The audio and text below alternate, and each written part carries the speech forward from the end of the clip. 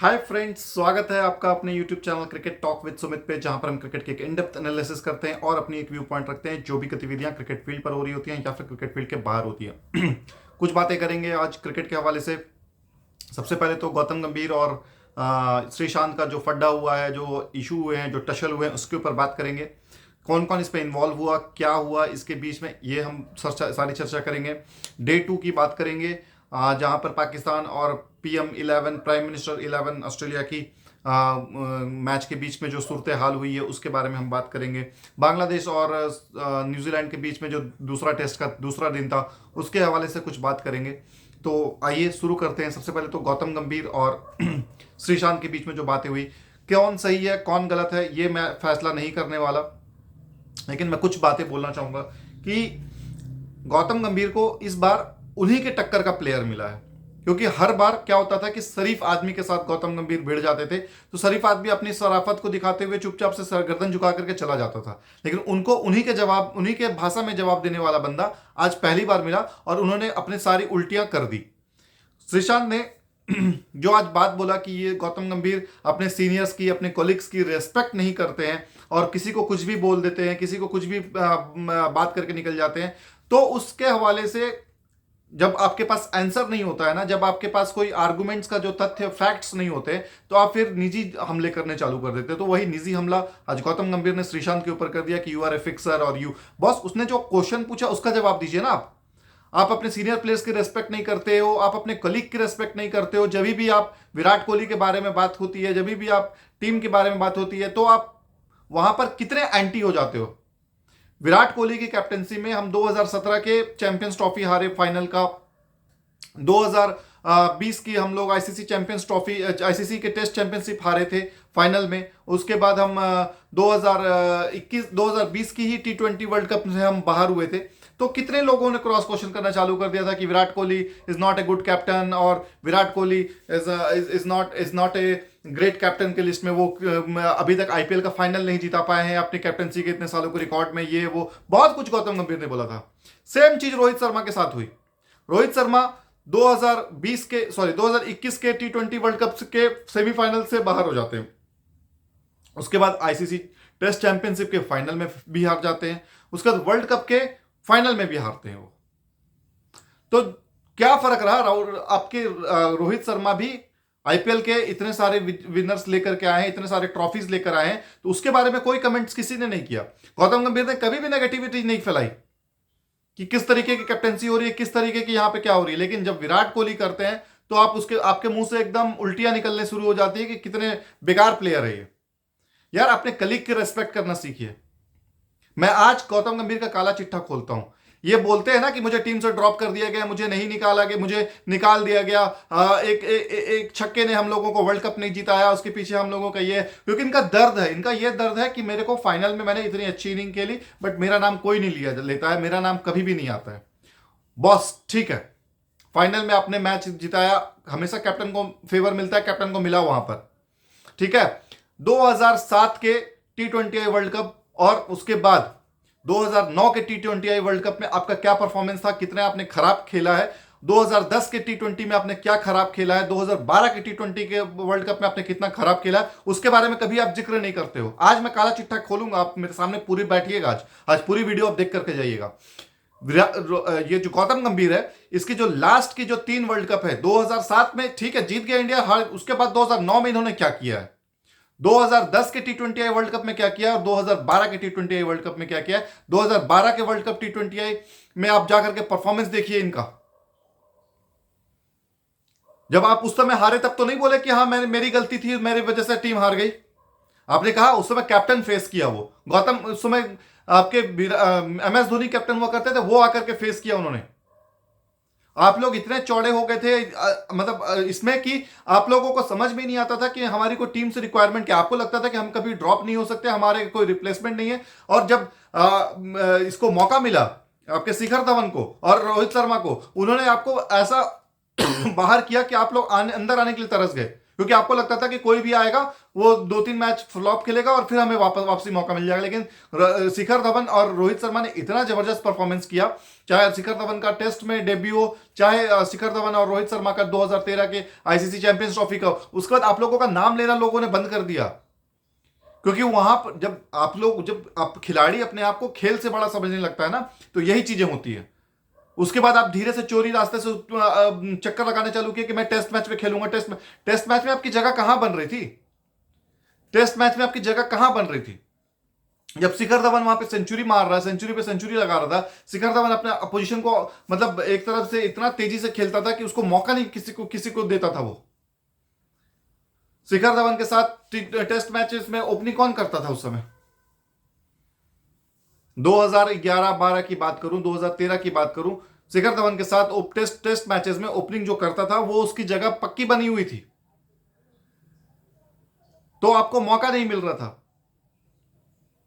Team India में आपको ये 140 करोड़ लोगों का मुल्क है, 140 करोड़ में इतने टैलेंट है कि आपके जैसे बहुत लोग आए और गए चले जाते हैं।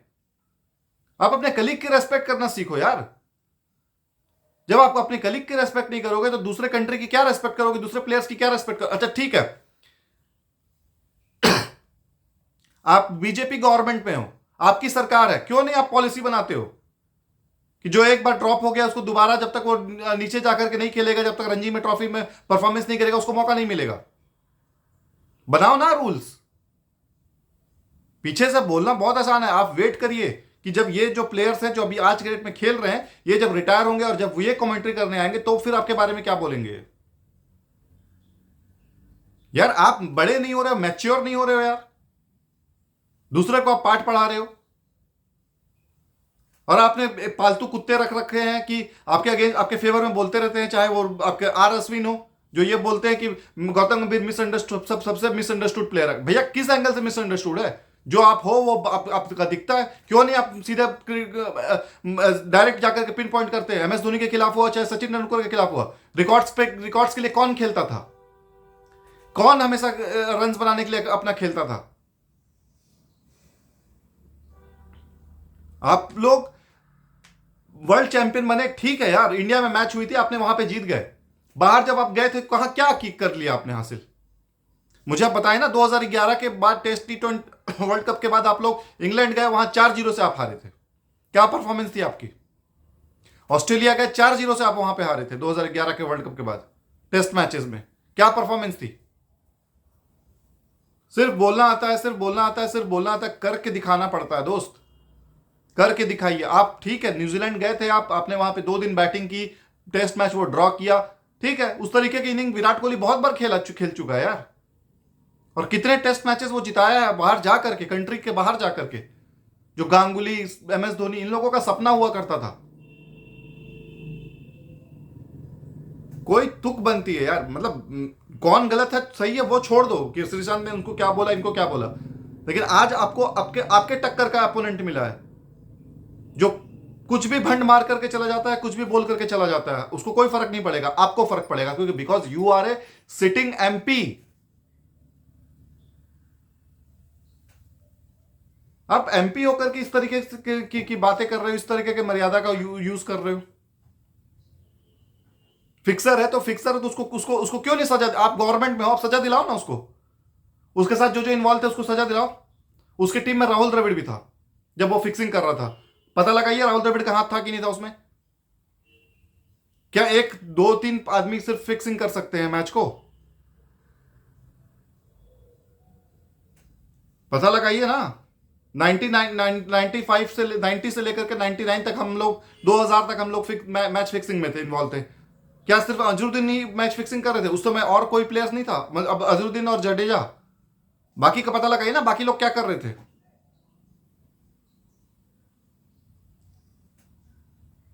यार कुछ भी बकवास करवा लीजिए, कुछ भी बात करवा लीजिए इन लोगों से, यार रेस्पेक्ट अर्न करना सीखो। सहवाग भी कुछ भी ब्लंट बोलते हैं, लेकिन वो इस तरीके से कभी भी नहीं बोलते। आज सौरव गांगुली स्टेटमेंट दे रहे हैं कि विराट कोहली को मैंने कैप्टनसी से नहीं निकाला। ब्लडी हेल आपने नहीं निकाला तो वो कैसे छोड़कर चला गया? उसने तो आकर के ऑन रिकॉर्ड बोला है कि जब मैं टी20 का कैप्टनसी छोड़ना चाहता था तो मैं व्हाइट बॉल क्रिकेट और टेस्ट बॉल क्रिकेट का कैप्टन बनना चाहता था, लेकिन आपने कहा कि नहीं, बनना है तो तीनों फॉर्मेट का बनिए। और आज आप जब रोहित शर्मा कैप्टनसी छोड़ना चाहता है तो आप आज उसको बीसीसीआई उसको बोल रही है कि नहीं हम चाहते हैं टी20 का आप कैप्टनसी करो, क्योंकि आपके पास ऑप्शन नहीं है। बीसीसीआई किस तरीके से प्लेयर्स को गिराती है ये आप देखिए, ये समझिए। आपके पास हार्दिक पांड्या इंजर्ड है, कब आएगा कब खेलेगा क्या होगा क्या नहीं पता, तो आपका ये फर्ज नहीं बनता है कि उसका रिप्लेसमेंट ढूंढा जाए, उसके कैलिबर का प्लेयर हम निकाले। अगर वो इंजरी रहता भी है या इंजरी प्रोन हो जाता है तो क्यों हम लोग 2023 का वर्ल्ड कप हारे ओडीआई, क्योंकि उसका तरीके का हमारा कोई रिप्लेसमेंट नहीं था। आप देखो ना, आपके पास शिवम दुबे है, आपके पास वेंकटेश अय्यर है, ये दोनों फास्ट मीडियम और बैटिंग कर सकते हैं। इसको आप ग्रूम करो ना, जब मौका मिला तो आपने उसको बिठाया, उसको आपने टी20 में जगह दी, लेकिन उसको खिलाया नहीं एक मैच शिवम दुबे को। और जब नहीं खिलाया तो किस बेसिस पे आप उसको ड्रॉप कर रहे हो कि जो आप साउथ अफ्रीका वाली टीम के साथ ड्रॉप कर दिया आपने? वॉशिंगटन सुंदर को क्यों नहीं ड्रॉप किया? वॉशिंगटन सुंदर भी तो कोई मैच नहीं खेला, तो फिर उसको क्यों लेकर के जा रहे हो आप? किस तरीके से प्लेयर का मनोबल गिराया जाता है ये सिलेक्टर से सीखे कोई। यहां पर अकाउंटेबल, यहां पर अजय जडेजा का एक स्टेटमेंट मैं सुनता हूं यार हमेशा, वो मुझे बहुत अच्छा लगता है उसका स्टेटमेंट कि इंडिया टीम में आप सिलेक्ट नहीं होते, इंडियन टीम में आप रिजेक्ट होते हो। रिजेक्ट किसको करना है? सिलेक्ट तो होते ही रहते, वही जो बार बार आते रहेंगे आते रहेंगे आते रहेंगे खेलते रहेंगे आते रहेंगे खेलते रहेंगे। जब श्रेयस अय्यर आपके टी20 का प्लान का हिस्सा नहीं है तो किस हिसाब से आप उनको ऑस्ट्रेलिया वाले सीरीज के लिए वाइस कैप्टन बना दिए?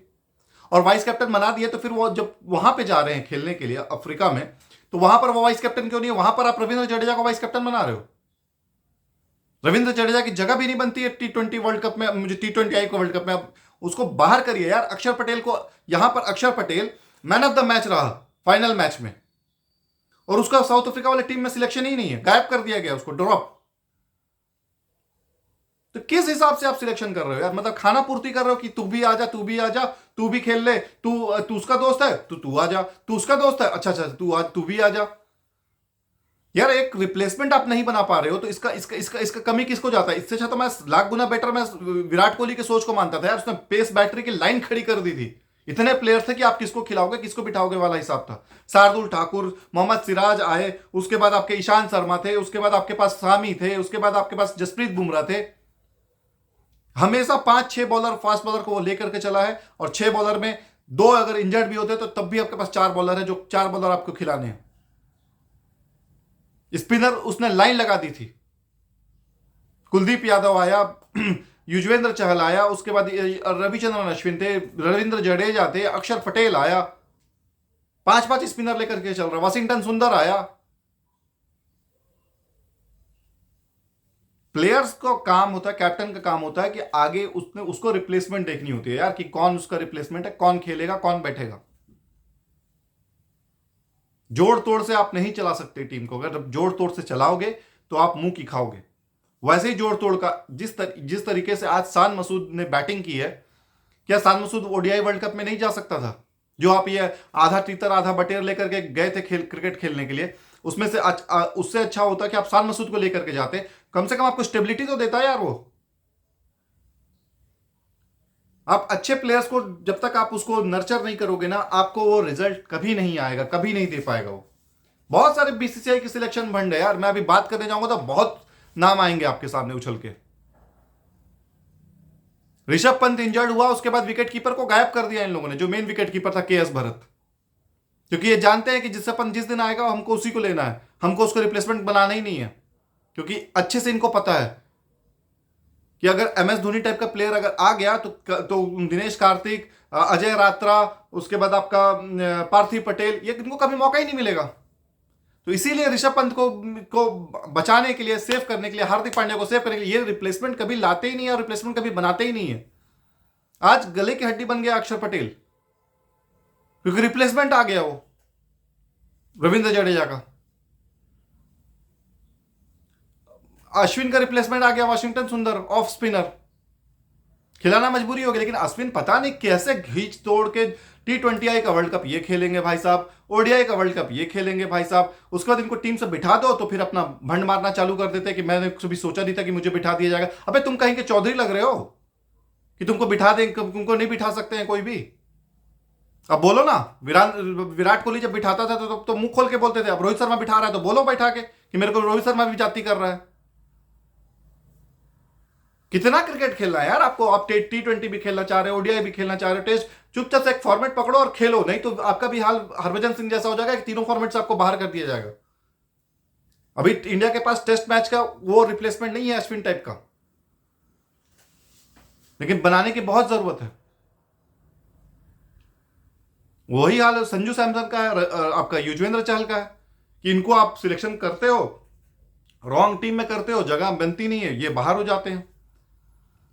उसके बाद बोल लिया जाता है कि ये परफॉर्मेंस इनकी नहीं थी, परफॉर्मेंस खराब थी तो इसलिए हम इनको बिठा दिए। सिलेक्शन पे फोकस करिए, मेरिट पे टीम लीजिए, उसको खिलाइए, उसको प्लेयर बनाइए, उसके बाद ही वो आगे चलेगा।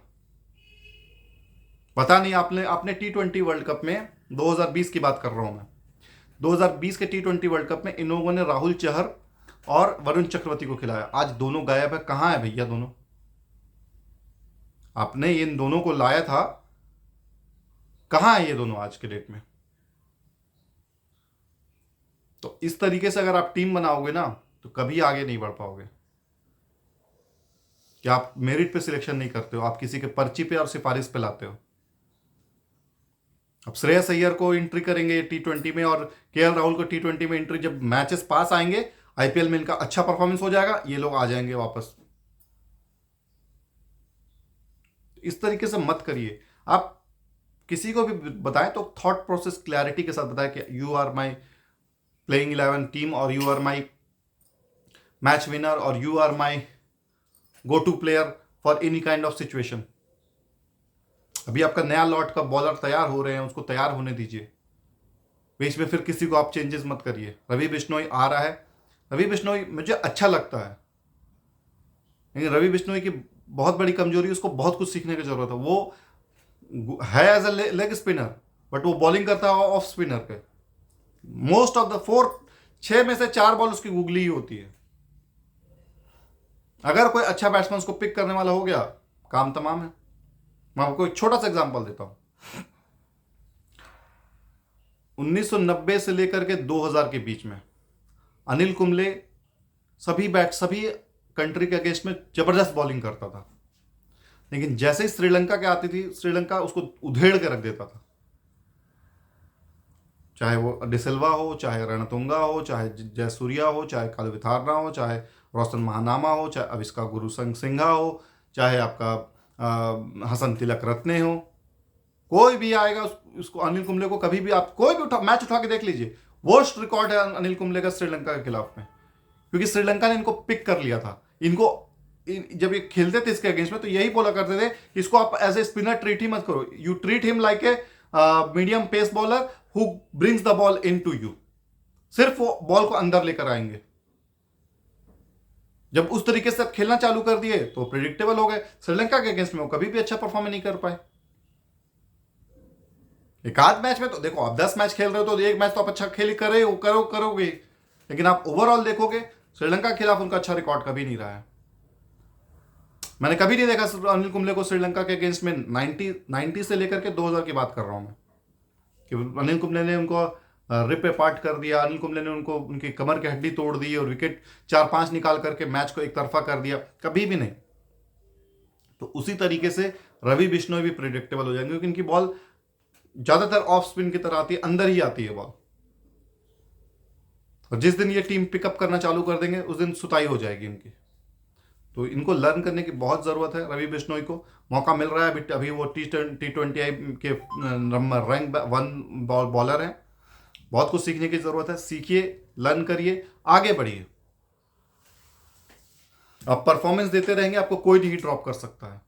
विराट कोहली इसीलिए तो चुपता था कि उसकी परफॉर्मेंस आती थी और उसको ड्रॉप करने का कोई बहाना नहीं मिलता था। जब बहाना मिलना चालू हुआ, और विराट कोहली को ड्रॉप करने का मेन रीजन मैं आपको बताया था, अनिल कुंबले थे। क्योंकि अनिल कुंबले के साथ विराट कोहली ने बदतमीजी कर दी थी जब अनिल कुंबले कैप्टन थे, और विराट कोहली ने बोल दिया था मैं इनके अंडर में नहीं खेलूंगा। तो बीसीसीआई उस समय इतनी, मतलब विराट कोहली इतने पावरफुल थे कि बीसीसीआई ने उनको, अनिल कुंबले को वहां से हटाया। क्योंकि आदमी जो इन्वेस्ट करता है वो फ्यूचर पे इन्वेस्ट करता है। फ्यूचर कौन है? अनिल कुंबले फ्यूचर नहीं थे उस समय पे, विराट कोहली इज फ्यूचर। लेकिन सौरभ गांगुली को ये चीज चुप गई थी कि भाई एक सीनियर को आप कैसे कैसे कर सकते हो। निकाल दिया उन्होंने कुछ ना कुछ करके। इस तरीके से करते रहोगे, इस तरीके से जलील करोगे प्लेयर्स को, आप उसका हक नहीं दोगे। ये यार यही एम एस धोनी था, यही एम एस धोनी था सौरभ गांगुली जी। जब आपके लास्ट टेस्ट मैच थे ना, तो आपको उसने कैप्टनसी करने का मौका दिया था। वो कैप्टन था और वो बोला था कि आप कैप्टनसी करो, फील्ड आप सेट करो। यार वो तो डिजर्व करता था यार, एटलीस्ट उसको एक फेयरवेल अच्छा मिलना चाहिए था। अब वो एम एस धोनी अगर ये बोल रहा है कि नहीं मुझे नहीं चाहिए था, मुझे नहीं चाहिए, मुझे, वो तो बोलेगा ही यार। जब आप उसको दोगे नहीं तो वो लास्ट में तो यही बोलेगा मुझे नहीं चाहिए था। लेकिन आपका फर्ज बन रहा था ना कि नहीं, आप देश को आपने तीन तीन आईसीसी अवार्ड्स दिलवाया है यार, तीन तीन आईसीसी कप्स हम लोग को आपने जितवाया है। You deserve it. क्योंकि एक मैसेज जाता है, आपको नहीं मिला था, आपको भी मिला था ना फेयरवेल टेस्ट का, वैसे ही अगले को भी मिलना चाहिए। प्लेयर्स की रेस्पेक्ट करो। गौतम गंभीर का और सौरभ गांगुली का यही सब मुझे पसंद नहीं आता है, ईगोइस्टिक है ये। ठीक है, आपने टीम बनाया यार, टीम बनाया, आगे बढ़ाया, आप आगे लेकर के जाओ। आपके साथ भी वही हुआ था ना ग्रेग चैपल जब आए थे। तो जिसके साथ ये सब हो चुका है वो दूसरे के साथ जब ये करेगा तो वो उसमें और बाकी में डिफरेंस कहां रहा? विराट कोहली, मैं नहीं बोलता कि विराट कोहली की गलती नहीं होगी, सबकी गलती। इसको आप बेटर तरीके से आप सुलझा सकते थे, बेटर तरीके से इसको आप बुन सकते थे, बेटर तरीके से इसको सॉर्ट आउट कर सकते थे। आप उनको बैठा करके बात करके उसको क्लोज कर सकते थे, लेकिन नहीं, उनको सोशल मीडिया पे जाना है, हमको तो बवाल काटना है। हो गए ना एक्सपोज चेतन शर्मा एंड उनकी टीम। आप भी बाहर हो गए जब आप बीजेपी में नहीं शामिल हुए, बाहर कर दिया गया। तो ये तो कर्मा है, आप जैसा करोगे आपके साथ वैसा हो गया। अब आप जाइए छोटे मोटे कलकत्ता क्लब को संभालिए। इज्जत मिलती है तो रास नहीं आती लोगों को। इसीलिए सचिन तेंदुलकर और उस बाकी जो प्लेयर होते हैं वो सब चीज़ों में इन्वॉल्व ही नहीं होते हैं। उनका विजन कुछ और होता है। ये सिर्फ क्रिकेट चलाने तक नहीं है। सचिन तेंदुलकर कितने सारे एनजीओ के साथ ज्वाइंट है, कितने सारे मिशंस के लिए काम कर रहे हैं वो, WHO UNO के साथ। बड़ा विजन रखिए, सब कुछ बड़ा होगा। छोटा रखेंगे छोटा ही होगा।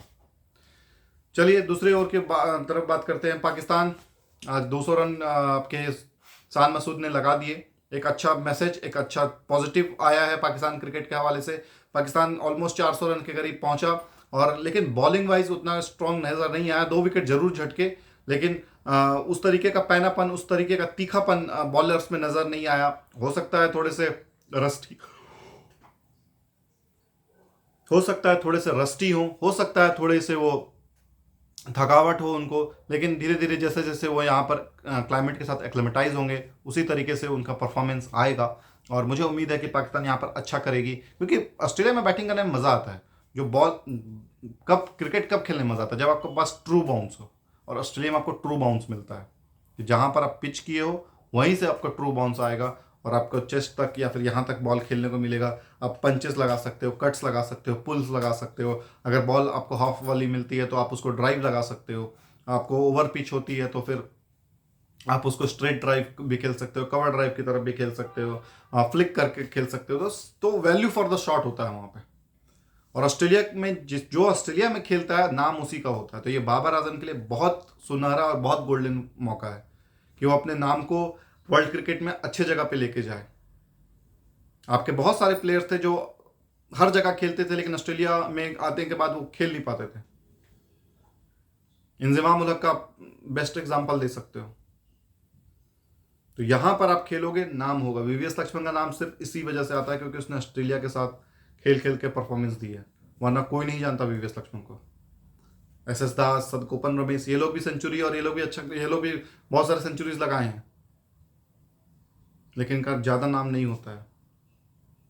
तो ये वो जगह है, ये वो कर्म भूमि है जहाँ पर आप खेलेंगे, आपकी तकदीर तस्वीर दोनों बदल जाएंगी। तो चलिए, इसी के साथ मैं आज का ये वीडियो समाप्त करता हूँ। मिलता हूँ कल आपके साथ एक नए वीडियो पर। तब तक अपना बहुत ज़्यादा ख्याल रखिएगा। जय हिंद, वंदे मातरम, जय भारत।